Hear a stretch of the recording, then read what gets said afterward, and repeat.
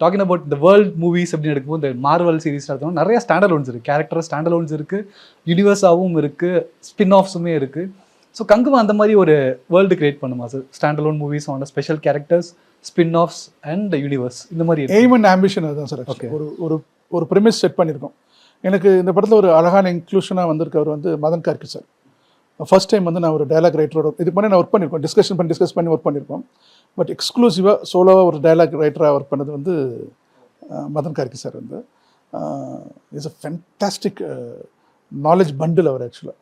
ஏன்னா இவரை நான் அப்ரோச் பண்ணதுக்கு காரணமே என்னென்னா, ஒரு கான்டெம்பரரியான கதை இருக்குது, அதே மாதிரி ஒரு ஆத்தென்டிக்காக ஒரு 1000 years பிஃபோர் நடக்கக்கூடிய ஒரு கதை இருக்குது. ஸோ இது ரெண்டுமே அழகான பிளெண்ட் இருக்குது மதன் கார்கி சார். அவர் ஆஸ்திரேலியாவில் போய் படிச்சுட்டு வந்திருக்காரு, இஸ் வெல் லேர்ன்ட் பர்சன், அவர் ஒரு இன்ஜினியரு. ஸோ அதெல்லாமே இருக்குது. அதே சமயத்தில் அவருடைய தமிழ் ஆர்வம், அவருக்கு தமிழ் சொற்களாக வேறு கிரியேட் பண்ணிகிட்ருக்காரு. ஸோ இந்த காம்போ வந்து எனக்கு ரொம்ப அழகாக செட் ஆச்சு ஆக்சுவலாக.